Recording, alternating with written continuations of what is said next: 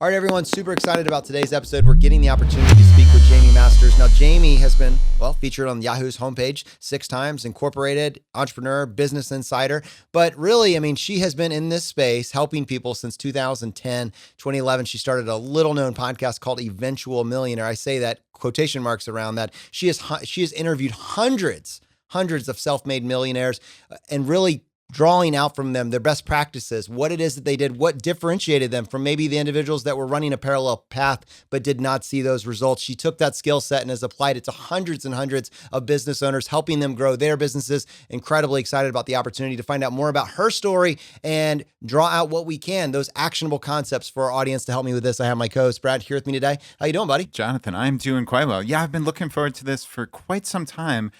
Most especially because I've known Jaime off and on, I would say, through email for 5 years.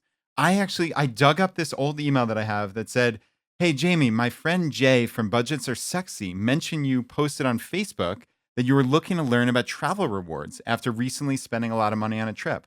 I would absolutely love to help you out if you want some one-on-one guidance." Have you been Jaime's personal travel rewards coach for the last half decade? I think I have been, right? There's certainly a couple trips in there, I think. So yeah, it's been amazing. I know she went to Disney World and I suspect a whole bunch of other places. So yeah, just a really funny small world story, and got to meet her last year at FinCon, and now we're having her on the podcast. So Jaime, with that, welcome to Choose FI. Thank you so much for having me on. I really appreciate it.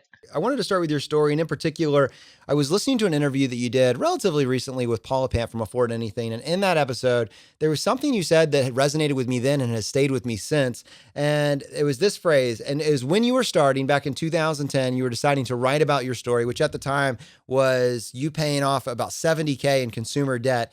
The reason that you felt compelled to write is that you couldn't find anybody else that was on this path that you were on, and who, what is that path? You framed it as, who's the female breadwinner that's making the choice to pay off all the debt? And the motivation to get out of debt is that they want to stay home with their future kids. And not that they aren't out there, clearly they're out there, but you couldn't find anybody that was writing about it. And that, my son was born in 2006. There was less blogs than anything back then. So me trying to even find somebody that had a similar, even close to story back then was ridiculous. Anyway, go ahead. No, that's where I want to frame us back. It's 2006. You're on this path. You're doing something that in your mind is remarkable. I believe it's remarkable. But just for our audience, what was this path that you felt like you were trailblazing and that you couldn't find any role models to follow? So you had to figure it out for yourself.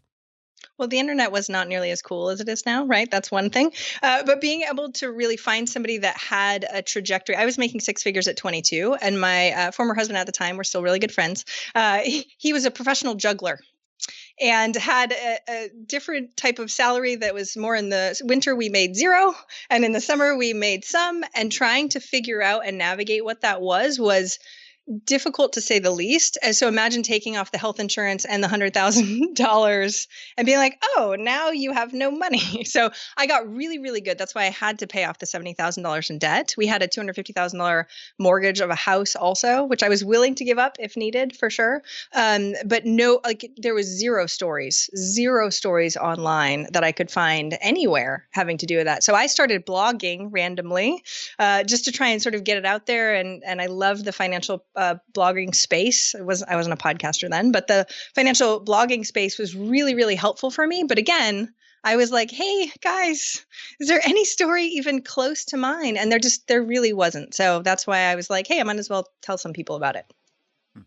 Yeah, that's amazing. We've certainly found throughout our 300 plus episodes that stories make the world go round. It's amazing how people can connect, even if they've never met you, they've never met our guest or whoever, but they connect to that story because they see a little piece of themselves in it. And right, it's remarkable what a difference that makes to people. So yeah, it's cool that you hit on that as well. And so you were making three plus times what your husband was making at that point. How does that work with the interpersonal dynamics, I guess, between a husband and wife?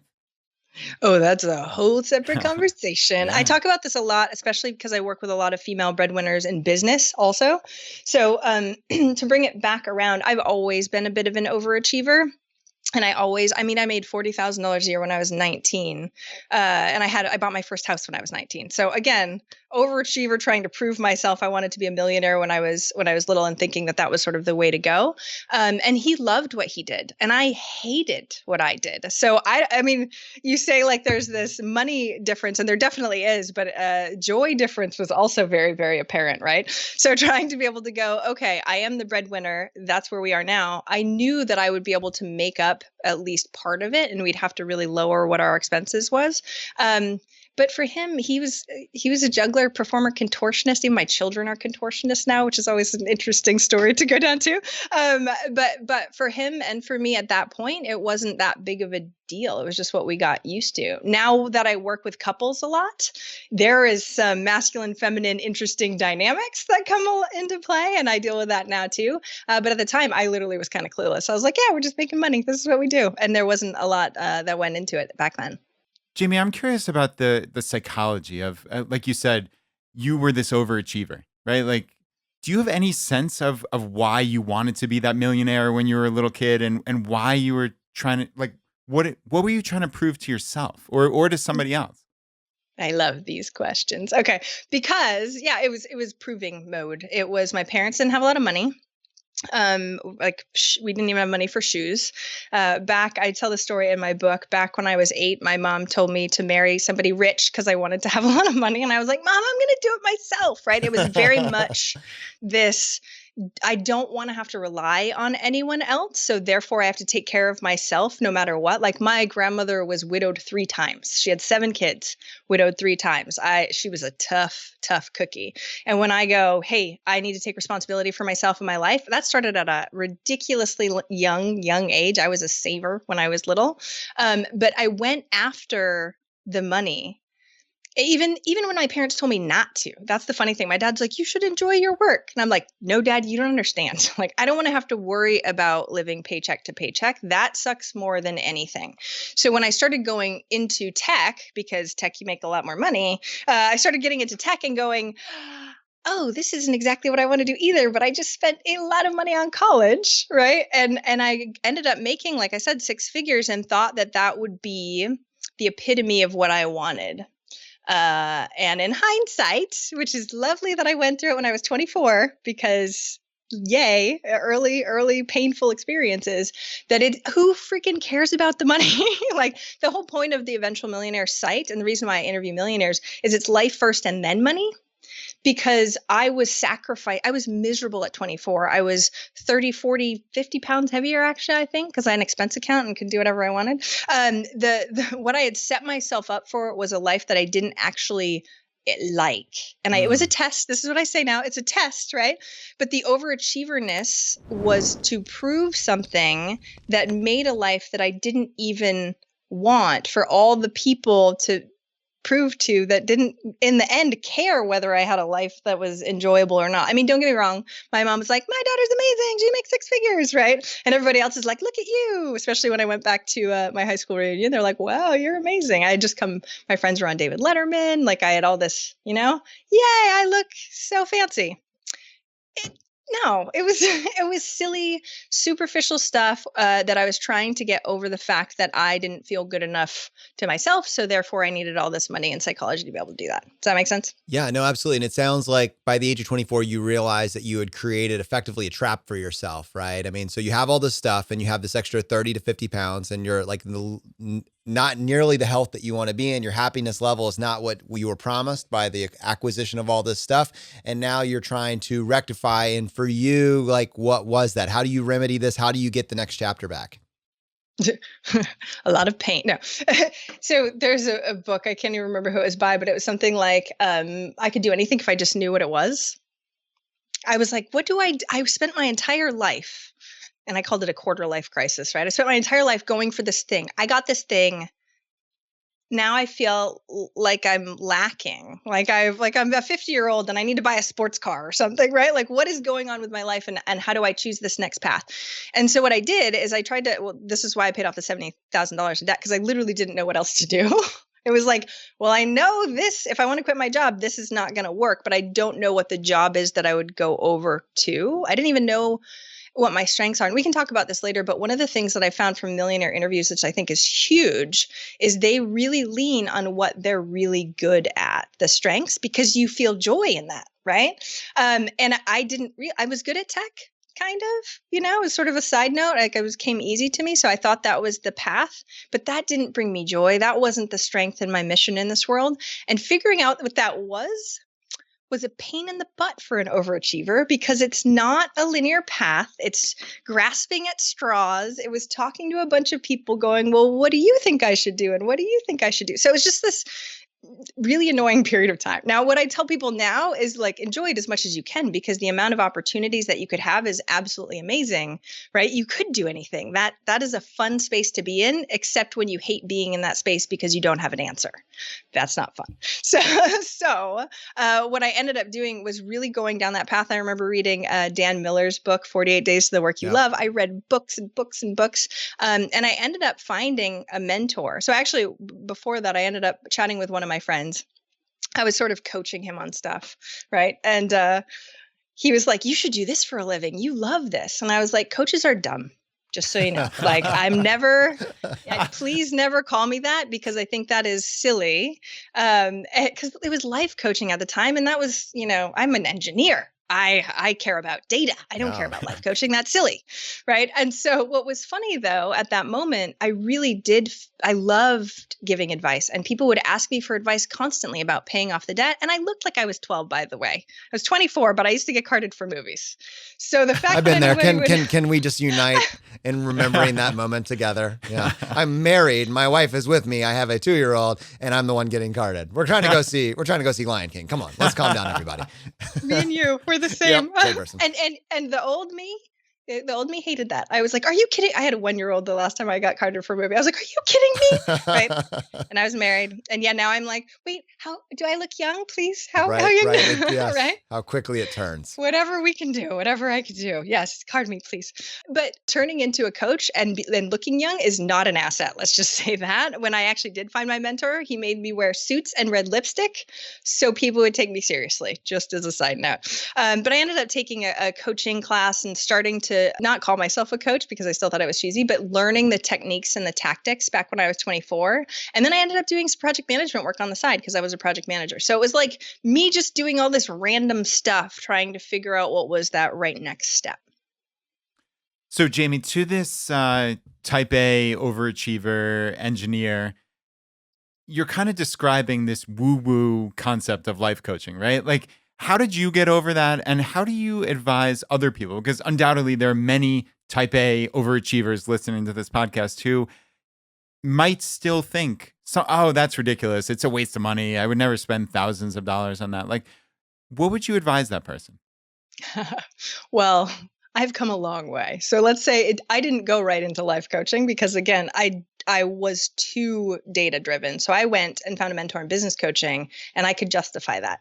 Now, that being said, the amount of data that I have from millionaires and how woo-woo the path technically is, the word visioning came up in my first 20, 30 interviews so often that I was like, what? Like, that's a little out there. Now, again, I've been doing this a long time, so I've come a long way. Visioning is like core to me. But the engineer back in the day self thought it was super crazy woo-woo. Like that, no, you set goals. Visions are great. You can sort of paint a picture of the vision, but thinking about it daily or doing meditation or anything like that was too far out of the skew for me. Now, I mean, I meditate every single day. So it's a long-term chosen path of testing things that work for you. That's what I suggest for my clients now. The more you start testing and figuring out what really works for you, the more you can find out. So on the life coaching side, yeah, now I would totally hire a life coach. Back in the day, it was like, I thought therapy was dumb back in the day, right? But what I've learned from millionaires over and over and over again is what they're really, really good at is knowing themselves and knowing what they need help with, and then asking for that help to make themselves just incrementally better. And the more and more they can get incrementally better, the more joyful they are, the better they are as a human, the better business owner they are, all those things, because we're evolving as humans. And it kind of gets a bad rap We talk about mindset and everyone's like, it's mindset, whatever. And it's not just mindset. You have to really take action. I am an action person.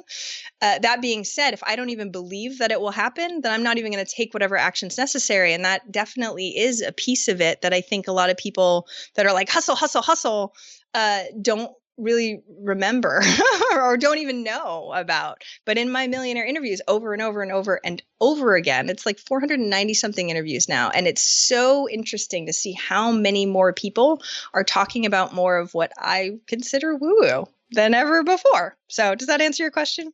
Yeah, it definitely does. And I guess I'm very interested in this pivot point for you. And I love that you mentioned Dan Miller's book, 48 Days to the Work You Love, as being a source for you as you were contemplating this. And I'm just thinking, and I'd love for you to reflect on this. How was it possible for you to move into this? And at what point did you realize this is a full-time thing that I can do? So for instance, just if I'm placing in time here, you have the 70,000 in consumer debt, you have this job that's toxic, you don't know the path, you can't see the path. But one thing that is obvious is that the 70K in debt is not making it easier. So you focus on paying that down.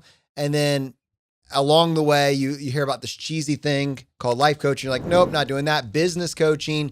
But at this point, you've been an employee and you're going to move towards no businesses. So just help me figure out and our audience figure out how that was possible. Because I really think, I say this to say, I think there's really something here for our audience that no one's given them permission, right? And they think that is holding them back. They don't have a degree yet. They're in this one field. They loathe it. They know what they want to do, but they can't see the threads. How did you get there? And let me say this just as a side point, which I think is really important. I charge $1,800 to $2,000 an hour for coaching now. I have no MBA. I have no business degree. I just get results. So just as a side note, permission granted to everybody, but let me tell you the story of how it happened. So I didn't believe that I could do it either at the beginning. So, I mean, I'm right there with you. Hindsight is 2020. But what I did know is that I really wanted a mentor. So I ended up reaching out randomly to a bunch of the coaches in the area. Most of them made squat. And just as a side note, because I made so much, I was a little like, I need to make a lot of money, right?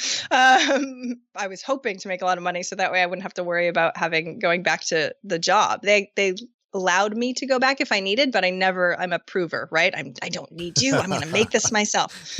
So when I ended up meeting this person who became my mentor, he was not looking for a mentee, and I didn't know if he would be a mentor. He was way cooler than I ever thought I would get for a mentor. He was the local business coach. He had sold $1 million business beforehand.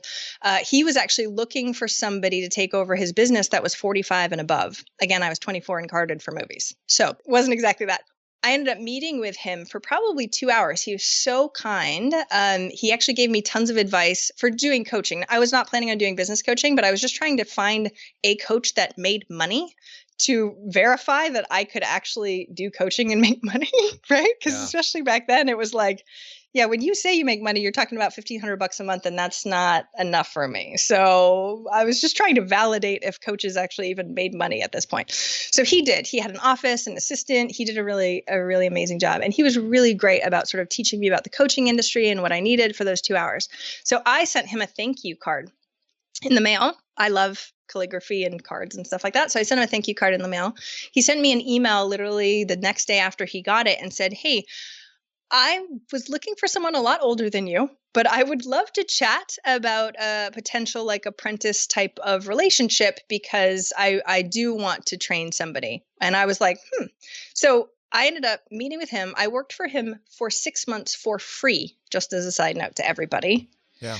I definitely did project management work on the side for a handful of friends, even though that wasn't really my love at all, but just for some money so that I could work for him. I did a lot of his tech stuff. He taught me everything he knew. Now, I worked with him for over 2 years working with businesses and being able to actually understand what to do because, again, I did not have a business before. So yes, I'm smart. That's great. But not having the context was very interesting. And so he actually helped me in regards to that because I was like, I don't feel good. Number one, I look like I'm 12.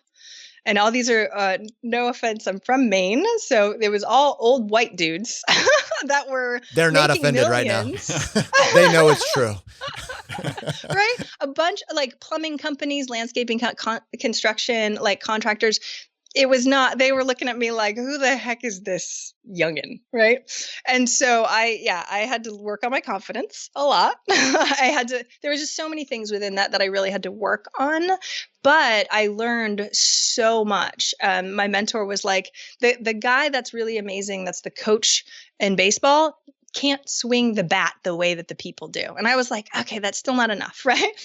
So I didn't end up leaving and going on my own until I knew I was getting results after results for my clients. So to me, it's more of a data thing. Like I used to be a programmer and I have a degree in computers. So being able to go, hey, I know that if this, then that, when I do this with these people, it makes that. So I have this whole workflow of how I work with clients, and I refined what that looked like. So I knew I was getting the results so I could charge them. The other thing though, too, which I want to highlight, is because I wasn't so confident back then, I just had 100% guarantee if you were unhappy for any reason, even if we worked together for a year, I would give you all your money back, because I was so like, this has to be of value to you. So that was the other piece where I was like, I'll just throw that in there.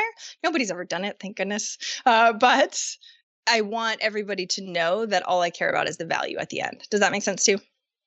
Yeah, no, it certainly does. And I actually wanted to go back just real quick to this first meeting with your mentor, right? And then the follow-up with the beautiful calligraphy and such.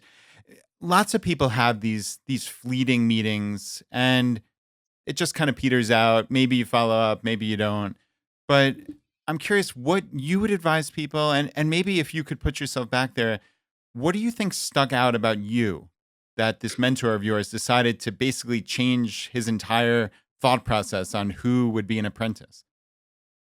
I am opinionated. I'll say that. Okay, so I love that you're asking me about these questions because I was chatting with him the other day. He's still a very, very good friend of mine, and an amazing mentor still. He can slap me around like no one else can because he's known me since I was young, right? Since you were 12. This is how, yeah, right? This is how he tells the story, which I think is hilarious because I had no idea. He's like, so this little Spitfire comes in saying, I'm going to be your competition. I was like, that's not what I said. I never said that. swear. Those words did I not want to happen. see if you make money. I know, exactly. I was like, I'm sweet. No, I'm really sweet.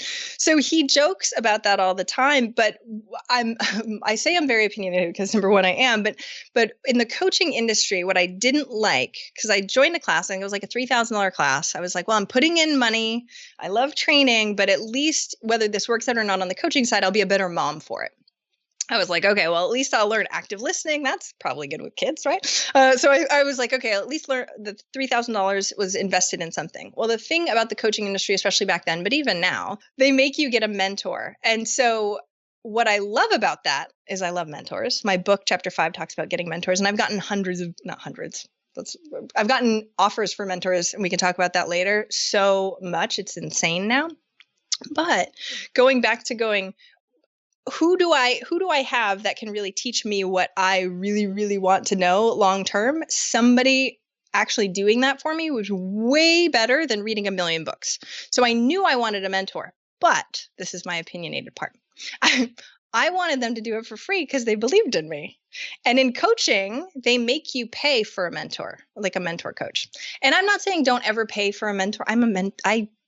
I get paid to mentor people and to coach them. So don't get me wrong. But where I was, I couldn't afford it. And I knew that I would be able to give back 1 million more times than what I was getting, right? In the long run. And so I just wanted someone to believe in me. And I didn't know how that would work, but even my former husband at the time, I told you he was a juggler and stuff like that. He had a mentor and he had an apprentice, or he was an apprentice. Later, he got his own apprentice, which I think is awesome. And it's this sort of community of giving back and having them help you that I absolutely adore. So I was hoping that I would be able to find that in the business coaching space. I didn't even know that it was possible, to tell you the truth, but apparently that's maybe why I came out to Spitfire-like, going like, I think I can help, right? And so when we met again, I was very adamant of going, I know I can help you with your tech. I know I can help you with this. I know I can help you with that. Just give me a chance. And he was like, done. I want to talk about that mentor relationship just a little bit further. So the importance of having one, great, but in the context of this space, business development, coaching, finance, accountability, like what is the role of the mentor and what is the role of the mentee? Ooh, it depends, right? So let me say this, though. There's difference between mentor, coach, there's consultant. There's just so many different nuances to some of this stuff, right? So his apprentice and mentorship was different than what I think most people call mentorship nowadays. Does that make sense? So I know some people are like, we have mentors and it's the books I read because I'm watching them online, right? Especially back in the day. The mentor apprentice that was as tight as it was. I mean, I was there every single day and he was literally mentoring me. That's what my former husband really had for that. Nowadays, what people really talk about on the mentorship stuff is just having somebody that they can talk to. That's probably 3, 4, 5 steps ahead of them that can give them direct advice. Usually you don't talk to them every day or every week or sometimes even every month. Right now I have a board of mentors where I talk to them like every quarter to make sure that we're on the right track. But other than that, the relationship that I had with my mentor is kind of unique comparatively to what we see every day. It's as if you're an employee and your boss is training you, like really training you. So when you ask that question, I love it because I feel like there's so many misconstrued things about finding a mentor. I had to give back to him more. I mean, I think I gave him a ridiculous amount of time and energy and hours. Plus, even when I started coaching on my own, I gave him 60% of what I made for 2 years, right? So, I mean, don't get me wrong. He taught me everything he knows, and he had the office and the assistant.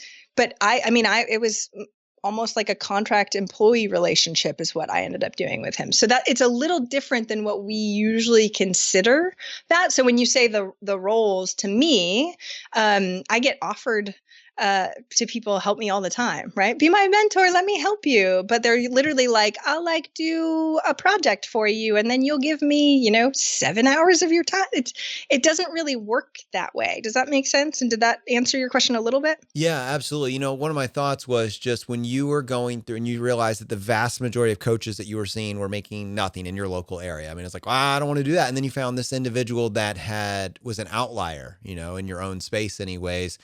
Knowing what you know now about his business model and how he approached what his chosen path, what was the differentiator for him and for you in those early days? And because I think there are coaches listening to this that they just feel like they're banging their head against a wall and they just don't see the threads that 10x their business model.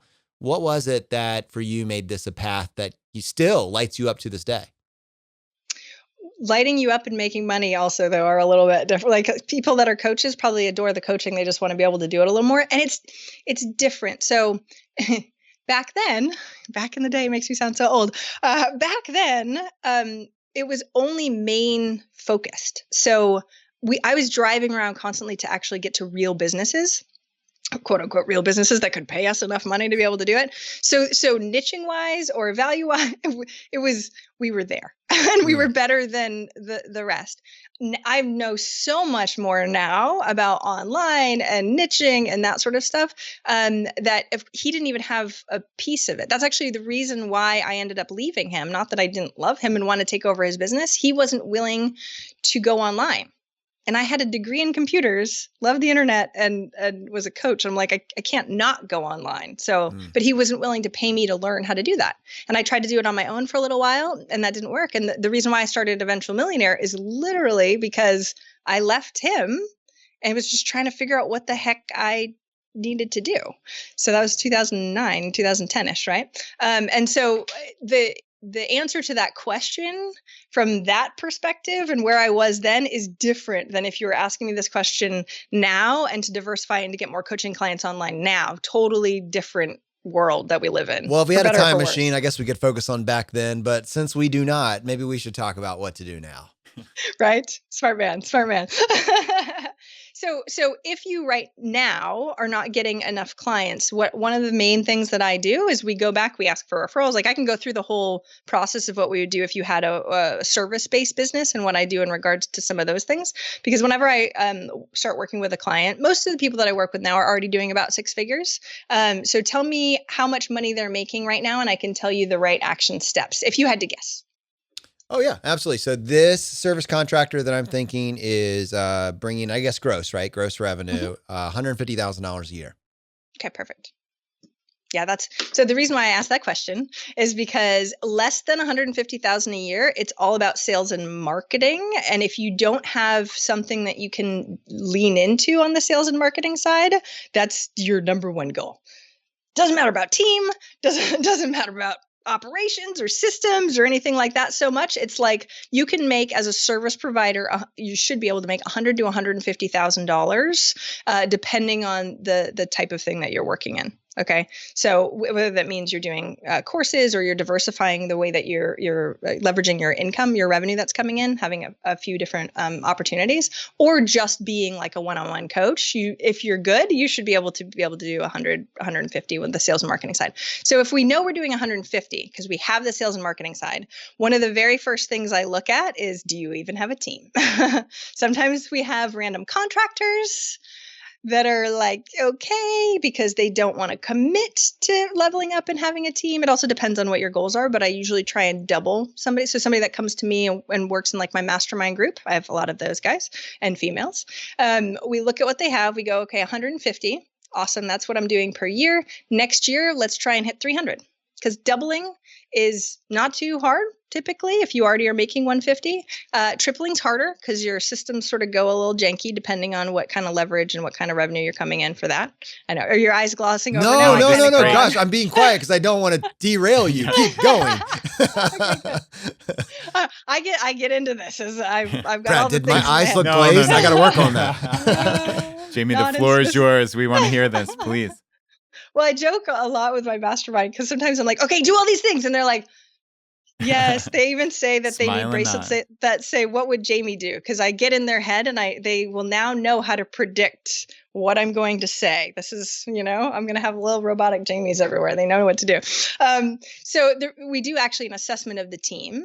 So even when I just hop on a sales call with someone and they're making 150, I go, all right, let's talk about your people, both contractors and not, and we grade them. Most of the time we have to fire someone potentially, right? I tell people who to fire because it's in business, there's so many gray areas, right? And when you don't have the experience, you're literally going, I think it might be this, but maybe I'm just inexperienced. And in reality, these are simple solutions typically. Like, no, they're an F player. You need to fire them. Like there's nothing, and don't get me wrong, when I run them through that specific thing, and I can actually give you a link because we have a whole process to do it, and it's free online. Yeah, absolutely. And you can go ahead and do this whole thing. But I have them rate them A, B, C, or F. Nobody picks F because they know what I'm going to say. They pick C typically, And so we walk them through this whole process of what that looks like. So I get a lay of the land on their team, so if they can scale or not. Then we get a lay of the land on the sales and marketing side. So if you're already making 150, then you know how to make money, at least somehow, right? There's got to be one marketing tactic that's working. There's got to be one sales system that's working for you. So I dive into what that looks like because I'm a marketing geek, also sales geek. We have a whole bunch of processes having to do for this. And so we extract what's really working. And this is not rocket science here, people, but making people do it is very different than, just knowing these things, which is, the meat of how you get results. So when you actually pull out what's working for them and you double it, it mindlessly makes you a lot more money. Ta-da! Right? So it's so simplistic, and it's like, oh yeah, of course, duh, thanks, Jamie. But when we go, hey, referrals are your number one, what can we do to get double the amount of referrals? They're like, oh, well, I'm not even asking for them right now. Okay, well, number one, and we of course have processes for this that we give them. Okay, number one, we ask for them. Number one, yeah. Right? We ask for testimonial. We start a process. We have a whole referral process that they now implement. So now if we go, even if we're not getting double, that's great. We're going to get more. We're going to get more than we had before. Awesome. So number two, what's your next highest level of a way of getting new leads? Okay, great. Maybe it's Facebook, or maybe it's your podcast, or maybe whatever it is, right? Then we go through those systems and go, oh, are you even asking on your podcast for applications to hop on a call with you? Oh, you're not. There's just a lot of little pieces that you're like, oh, tweak that little thing over here, tweak this over here, and it starts bumping things up a little bit more. Does that make sense? And all that stuff adds up exponentially. So if you're getting a lot more sales or sales calls, I should say, then we go, are you even converting them? Maybe you suck at sales. Maybe you get tons of leads, but you suck at sales. So what we're trying to do is pull out the pieces that will make the biggest difference on the short term. So when I look at somebody that's making 150, I go, awesome. There's low-hanging fruit, which is what I call it, that we can tweak. So stop doing this, fire this person, go tweak this, send this email for referrals. Now we see how that lays out. I start to gather a little bit more data. I learn whether they do what I say. I just learn a lot of things, right? If they're action takers, if they have mindset blocks that come up when I tell them to do something that's sort of like asking for a sale more than they're used to. And I'm able to pull out what really is going on internally for them. Does that make sense? So the one-on-one coachness I'm geeky into, as you can tell, to be able to pull out really what the main issues are so that they can get results no matter what. Okay, I'll get off my soapbox now. No, Jamie, that's amazing. So it sounds, and it's funny because that's the term I was going to use, was low-hanging fruit also. It's funny that you said it, but it's funny to, I guess, refer to doubling as low-hanging fruit. But that's how you're approaching this, right? You focus on your strengths, and that gets them to these quick-ish wins, let's say. But let's say once they get beyond that, yep, and you want to triple, quadruple, continue on, multiple X of what you're starting with, where do you go from there?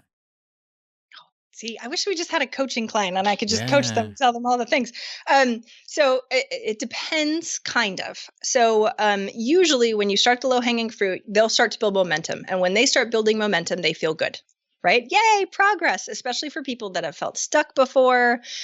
They'll be willing to trust me more, right? Oh, wow, that works. Good job. Awesome. So when we start going down that path, usually there are things that crop up that are issues, especially let's say the low-hanging fruit really does work. Typically, then we start to have operations problems.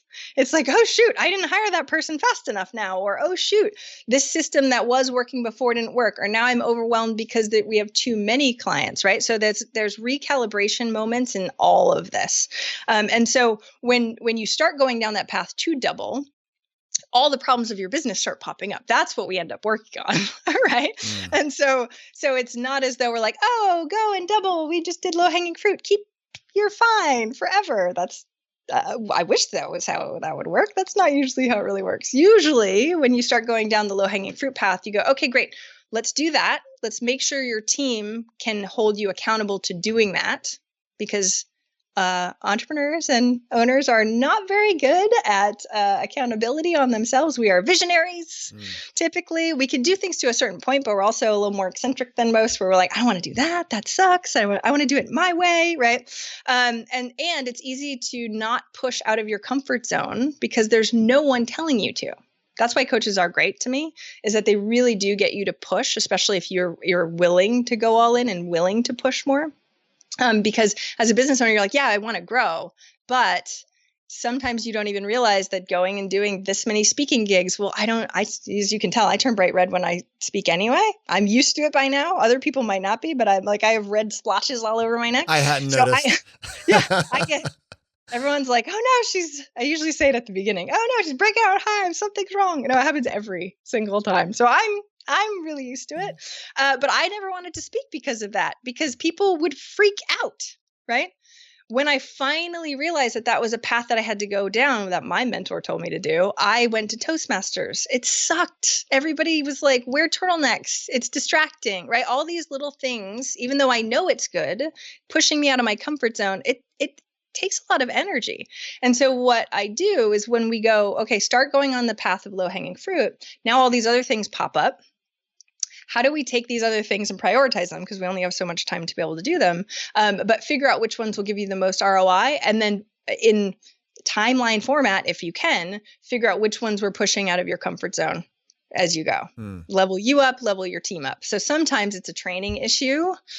My entrepreneurs and owners are notoriously for being crappy managers and crappy at hiring, typically. Yeah. So usually that's what we're dealing with. Yeah, go ahead. That idea of leveling up is particularly interesting to me, especially you said right next to that, you only have so much time in the day. So many entrepreneurs say, I'm already working 100%. How could I possibly work 110%, 120%? Like, how could I possibly do more? I tell them, don't. That's dumb. No, I don't. So my number one goal on a sales call, which is hilarious, is I go, I want your significant other to love me. Because if they love me, that means I'm doing my job. Because anybody can make you more money by just telling you to work more. That's not my goal. My goal is to have your significant other go, oh, they're less stressed. They are at dinner more. They have more time. So entrepreneurs notoriously also mismanage their time, mostly because we're getting thrown everything at each other. And it's really hard to figure out priorities when it's especially inside your own head. So one of the very first things we do with any client is a time audit. And they hate me for a while. I actually have one of these. I'll show you because I hate time audits also. This thing, it's going to pop up every single time I turn it. But I have to have something physical in order to do time audit. Wait. I want to know more. So this is a podcast, but we do have a YouTube channel, which you may be watching this on. So I, in the past, have used Toggl, Toggl, and it's okay. Yes. It's not like sometimes I forget and that blows up my whole audit and then I'm doing forensics to try to correct it. What is this device that you have in front of me? This is called a timular. Because I used to use Toggl also, and I still have it, don't get me wrong, but I forget because, I have ADD. I do have ADD. So this is on my desk and it makes it way easier. So you can say like networking meetings, calls, and of course it's going crazy right now as I have it up. But I have when I'm on a coaching call, I can put that. So it's just something, I thought it was going to be really cheesy at first. No offense, timular people, but somebody sent me it as a gift and I think it's awesome. Oh, I'm on that. Right? It even has a break. And make sure I have breaks. What are you doing? I'm going on break. Because entrepreneurs don't do that. Well, talking about that time audit, like when you do that time audit, what do you uncover? Oh my gosh, I love this. Okay, so you've used Toggl before. So I get the entire spreadsheet, and then we categorize it based on admin work or sales work or whatever the work is that they actually need. So I love this. Because I don't even have to say anything to the client. So I'll also give you a link to a free time audit that we use with our clients that you guys can have also. So if you're able to push yourself out of your comfort zone enough without someone wagging their finger, go do a time audit, please. It is eye-opening because they go, oh, no wonder why my sales and marketing isn't growing. I'm spending an hour a week on it. And wait, I'm spending 12 hours on admin and email stuff, right? Or thinking about work, but not actually doing it. Or a lot of the times people are like, I'm not working nearly as much as I thought. I clocked 27 hours. I thought I was working at least 40, right? Mm-hmm. So there's so many different pieces because we feel overwhelmed and entrepreneurs, we feel like we're working 50, 60, 70 hours a week. But when you actually have data, it's so much easier. So what I do, I take that huge list. I categorize it. I go, oh, do you notice you're doing this much admin time? We can give that to your, what we call an operator, your right-hand person. If you have a service-based business and you're only making 150, you probably only have one really key hire that we can give to. So give that to them. Teach the process of whatever they do. Give that to them. Then I go down the entire list. Why are you doing that? That's dumb. So stop doing that. I don't want to show you my list. They love me. I know. Oh, Jamie, this is. I joke about Brad, it. don't do it. Rat me out. This is so pertinent. I have to rat out Jonathan here. So, I mean, it's where you add value, right? And I mean, Jonathan is the prototypical doer. I mean, he just loves getting into the weeds with this stuff.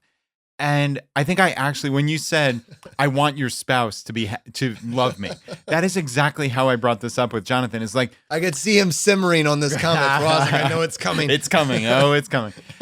I mean, I seriously said to him, I'm like, I would so much rather, and this is as business partners, I would so much rather you spend that hour playing with your son and hanging out with your wife than doing this ridiculous task that, while it needs to get done, it doesn't need to get done by you, right?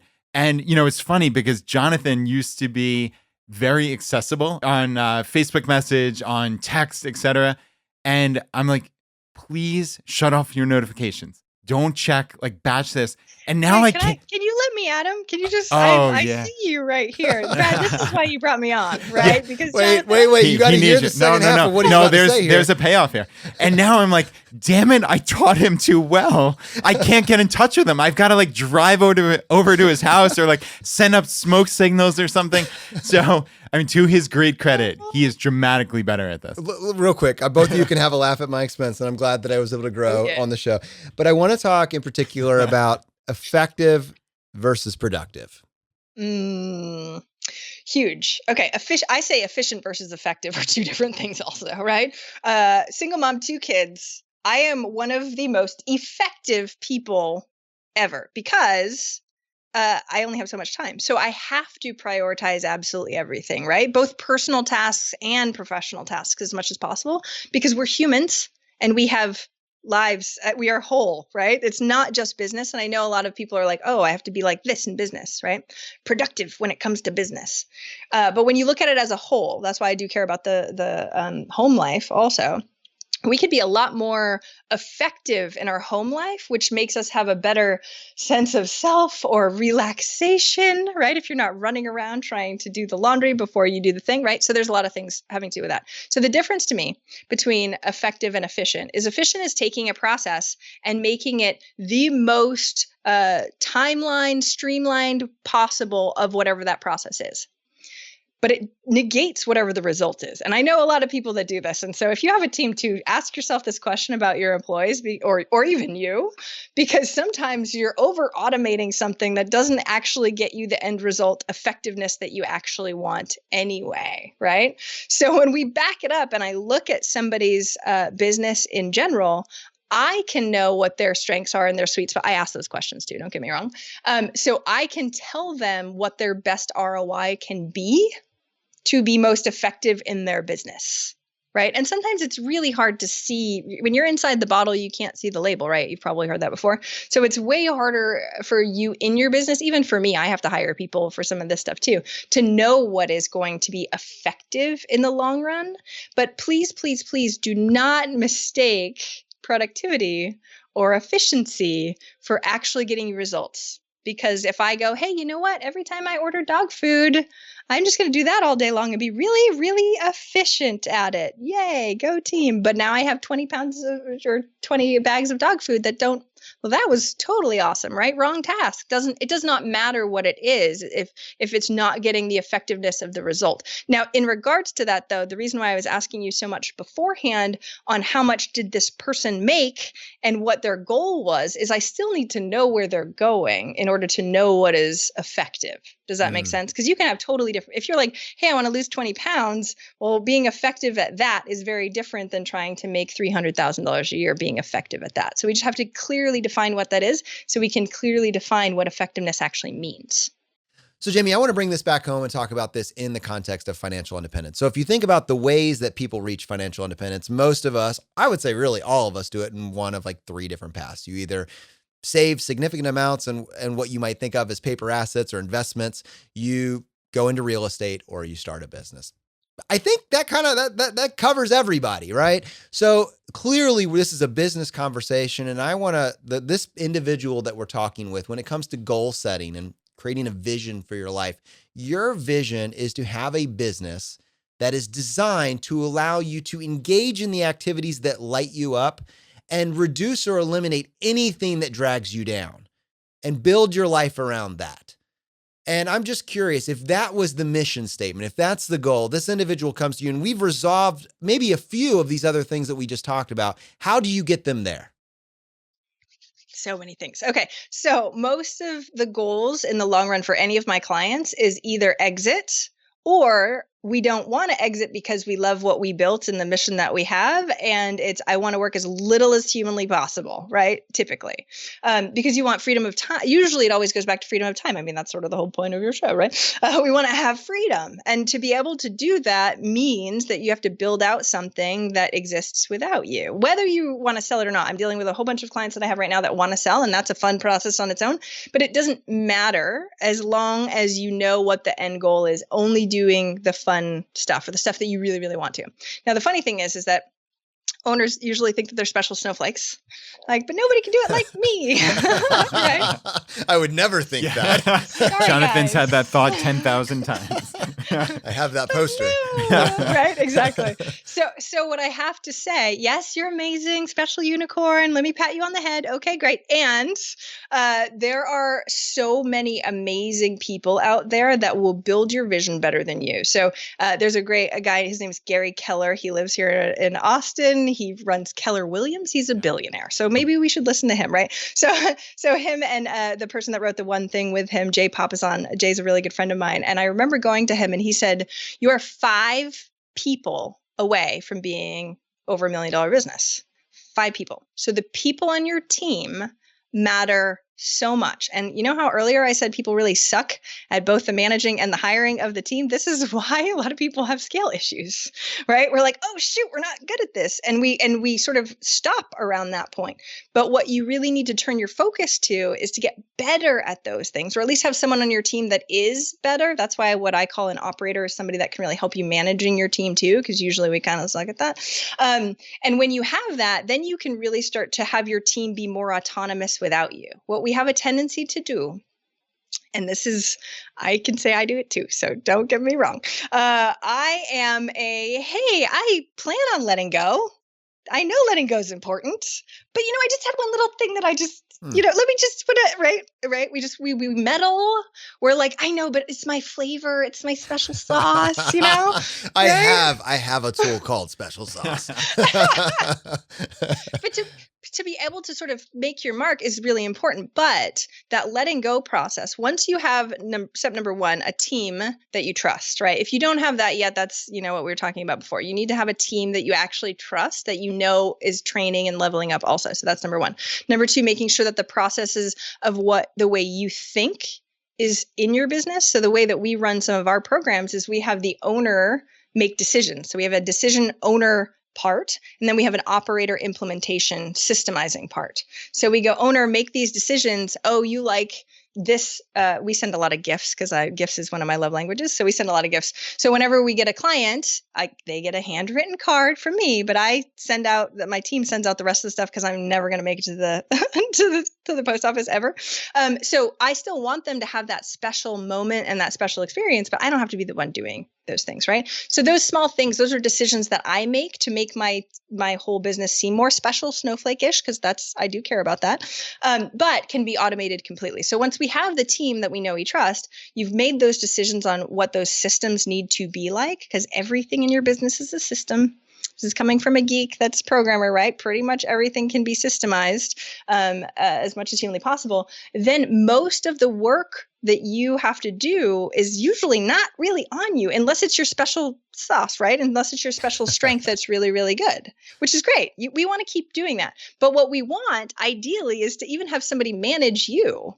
I used to say the operator needs to manage up, right? Because no offense, a lot of owners need to be managed. So if you have the team that can actually manage you and go, hey, Jamie, you've got a speaking gig. That means you need to rewrite that keynote. So we've got this person helping you, but you got to come up with the initial draft.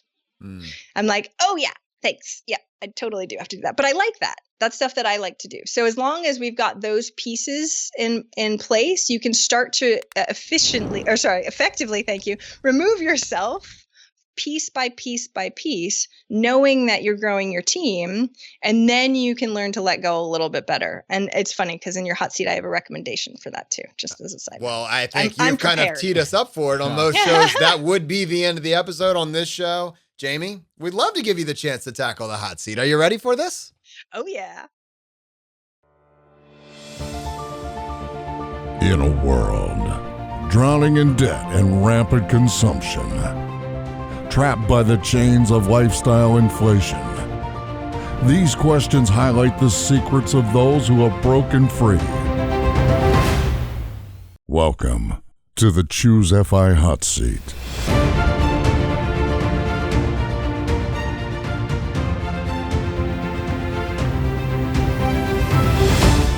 All right, Jamie, question number 1. What is your favorite blog, podcast, or book of all time? Okay, so I have 2 books. I told you I'm opinionated, right? So the first book is called Untethered Soul.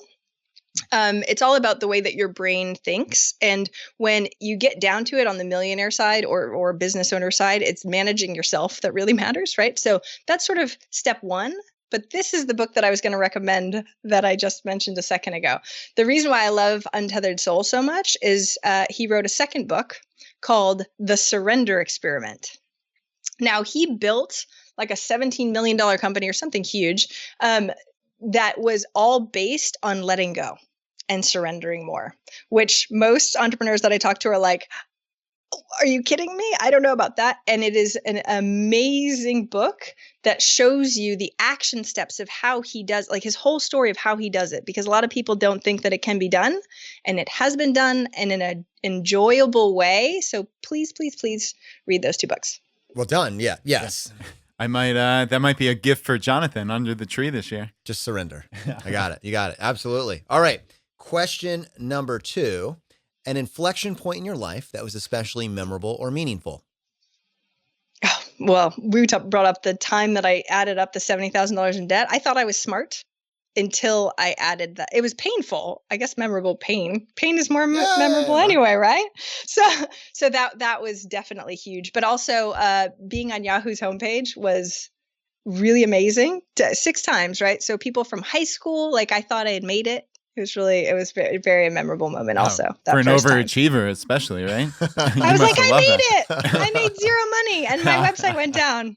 But people think I'm awesome. The proving me loved that part. Yes, for sure. Yeah, isn't that the greatest?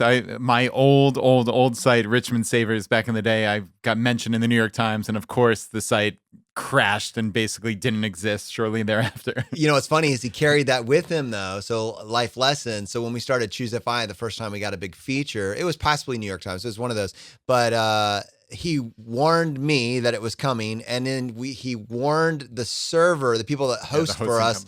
And that was like his process. By the way, I think in the next couple of days, there's going to be this big thing. So based on what's happened to me in the past, we need to make sure that this doesn't go down. Like, you learn from your mistakes, you carry forward, right? Well, let me just say my little follow-up story to that is I was dumb and did not be as smart as Brad. So I was like, when's the next time I'm going to be on Yahoo's homepage again? 3 months later, I was in Kiplinger's Personal Finance. I was on Yahoo's homepage again. My website went down again.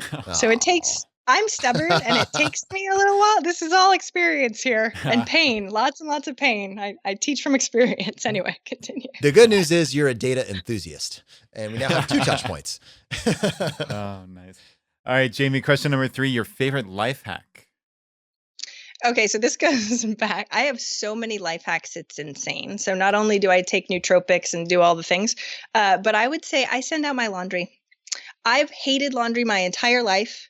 My children don't even know how to do laundry. I screw everything up. So I put it on my doorstep every Wednesday. They pick it up. They bring it back. I don't have to do anything. It's folded? The best thing. Bring it back folded? Oh my gosh, yes. You think I fold stuff? Yeah, oh gosh. Goals in life, never have to do laundry again. It's like $40, $30, $30. All right. $30 like a week. That's better than gold to me anyway. All right. Question number 4, the biggest financial mistake you've made. I mean, we already talked about it a lot, but let me say this one.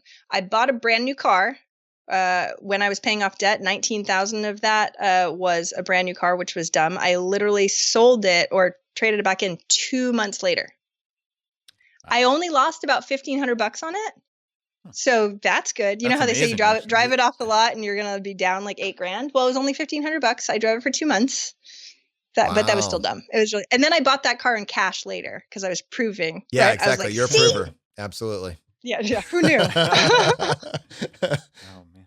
All right, Jamie, question number 5, the advice you would give your younger self. One thing that I really feel like I lean a little, since I was little, is the perfectionist mode. And I don't think I realized how fixable things are, right? If you mess up, it's really not nearly as big of a deal as what I made it out to be in my head. So while I am an overachiever, I would pre-plan too much. I wouldn't take action. I'd procrastinate. I was so scared to do it wrong. And then when you become a business owner or entrepreneur in general, you're like, oh, you're supposed to fail a lot. And they say that, but it is very different in actuality, right? To actually deal with that stuff. That's one of the reasons why I interview millionaires. I like knowing the crap that they go through. It makes me feel better about how many times they failed, but it's totally different when you're in it.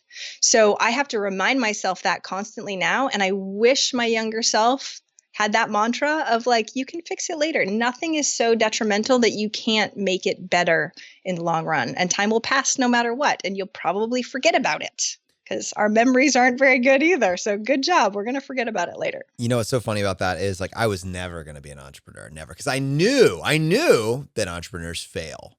What I didn't realize is that was part of the process. That's a very important part of the process, is to fail forward. I missed that little memo, and it's really powerful, that reframe, because it gives you permission just to execute and try stuff. And then as soon as you're trying stuff, you get a lot more information about what works and what doesn't, and you'll find something. So I just want to say, yeah, I that was a big reframe for me from my early 20s to now, and it's a big deal. Well, and just a little side note on that too, because what's so amazing about being in so many businesses for so long is that I see what they try. I see, we call them tests. They're not failures, right? We're all learning. I see what they do. And it's called the speed of implementation. That's what I call it anyway. From millionaires, the faster you can make that speed of implementation. So the faster the test, the faster the results, the faster the tweaking, that means you grow faster. So if you can get all of those things lined up, which again, painful sometimes. So if you can get over and in your own mind, get used to dealing with stuff like that and making sure it goes faster, and meditate or calm down after those bumps in the road, then your whole business can move forward faster too. Now we do have a bonus question for you. What purchase have you made over the past 12 months that has brought the most value to your life? Okay, so I'm side hacking this question because okay. I think this is going to be more important. See, I'm totally opinionated. I don't even do what you want. But just on prove your it out. show. That's fine. Just prove it out. On That's your fine. show. It's going to work out okay. So for my clients, I send them these things because I think they're really, really important. And I use these constantly every single day. So that's why. Okay. So it hasn't been the past 12 months, but I use it every single day. So I use, and they're on Amazon and they're like $12, a waterproof notepad in my shower. So I don't know if you guys have those or not, but I should send you one, because you do your most creative thinking when your body is in use, right? Whether you're running or taking a shower or whatever. And your brain actually has time to defrag a little bit and be a lot more creative. So hands down, everybody jokes because I have like them everywhere in my shower.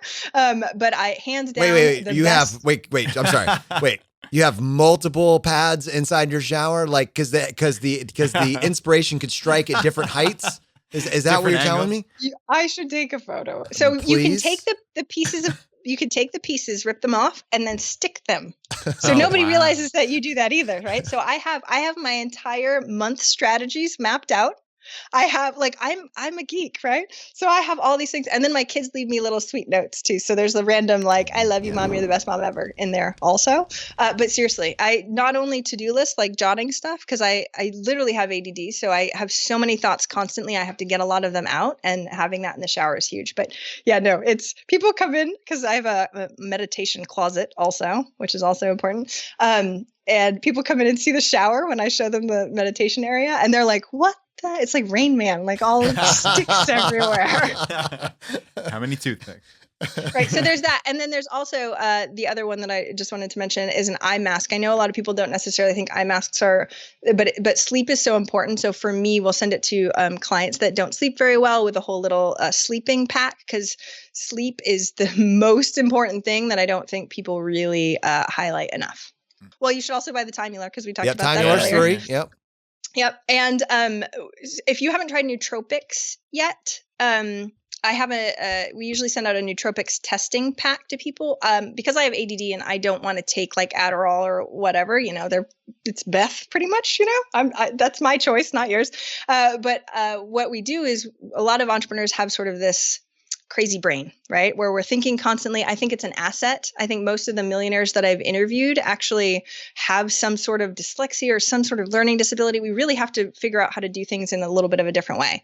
So nootropics are also called smart drugs. And I'll give you a link to that too. Let me make a note because I will forget. On some different ones to test. So there's one like Alpha Brain that you can get by Onnit.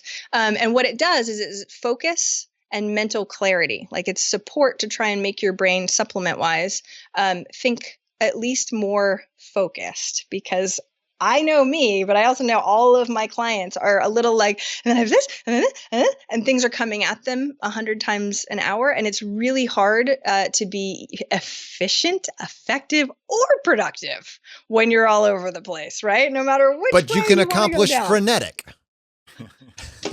You still have frenetic. Awesome. So to be able to figure out which one works for you, because that's a small tweak that will optimize you a little bit more. Like my nootropics are in here right now.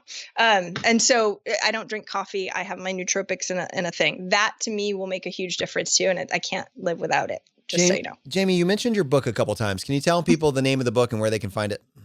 Yes, it's called Eventual Millionaire. If you don't have a business, it really talks about how to start a business. And you can find it on Amazon and Barnes & Noble and all the online retailers. And people listening to this, they either one are business owners that want to just find out more about how to work with you, or two, just want to find out more about your, the content that you provided, the information that you've gathered from these millionaires. The best way to find out more about what you're doing. If you go to eventualmillionaire.com/choosefi, that's actually where I'm going to put everything that I just mentioned, all for free for you guys. But you can also just check out eventualmillionaire.com. That's all the millionaire interviews for free on the site. Well, Jamie, I just want to say thank you so much for joining us on the show on behalf of Brad and myself. I can't believe how generous you were with your time and with the content. I know this is going to be an incredible value for our community. So again, just thank you so much for joining us on the show today. You guys are amazing. Thanks so much for having me on. All right, you made it to the end of the episode. Yeah, happy dance. I'm there. One of these days, I'm going to get Brad to do it with me. Take a second, press that subscribe button down at the bottom there and ring that bell. It just says YouTube. I want to know when these guys release additional content. All right, my friends, the fire is spreading. We'll see you next time as we continue to go down the road less traveled.